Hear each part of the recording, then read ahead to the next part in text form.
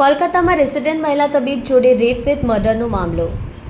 આજે તબીબોની દેશવ્યાપી હડતાલમાં સુરત નવી સિવિલ હોસ્પિટલના રેસિડેન્ટ તબીબો પણ જોડાશે।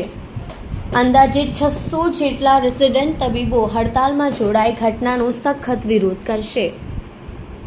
નવી સિવિલ હોસ્પિટલમાં ઓપીડીથી તબીબો અળગા રહેશે, માત્ર ઇમરજન્સી સેવામાં ફરજ બજાવશે। સામાન્ય સારવાર લેવા માટે આવતા દર્દીઓને પડશે હાલાકી।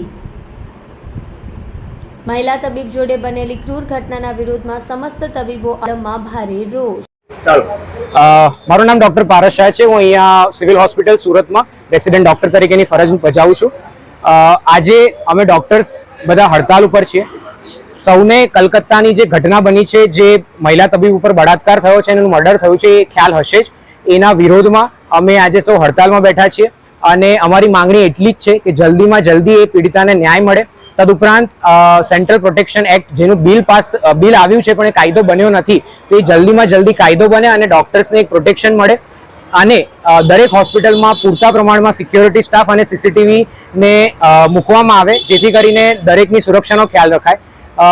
બની શકે કે આપણે આને એક તબીબોની દ્રષ્ટિથી જોઈ રહ્યા હોઈએ, પણ આ ફક્ત તબીબોને અનુલક્ષીને પ્રશ્ન નથી, આ દરેક સ્ત્રીને લાગતો વળગતો પ્રશ્ન છે। એ ઘટના બાદ દેશમાં 9 રેપ કેસ થઈ ચૂક્યા છે, તો બસ અમારી એટલી જ માંગ છે કે આ દેશમાં એક સ્ત્રી ખૂબ જ સુરક્ષા મહેસૂસ કરે અને કોઈ પણ આ પ્રકારની અનિચ્છનીય ઘટનાઓ ન બને। અમે લોકોએ આજે ફક્ત નોન ઇમરજન્સી સર્વિસીસ બંધ રાખી છે, બાકી ઇમરજન્સી સર્વિસીસ ચાલુ છે। અમે કોઈ પેશન્ટ કે દર્દીઓને હાલાકી ન પડે તે માટે કરીને સૌ તાત્કાલિક સારવાર વિભાગોની જેટલી પણ સર્વિસીસ છે બધી ચાલુ રાખી છે અને અમારા ડીનને અમે લોકોએ લેટર આપ્યો છે। ઉપરના ઓથોરિટી સુધી આ લેટર જાય, અમારી માંગણી પહોંચે એવી અમે લોકોએ આજે કામ કર્યું છે।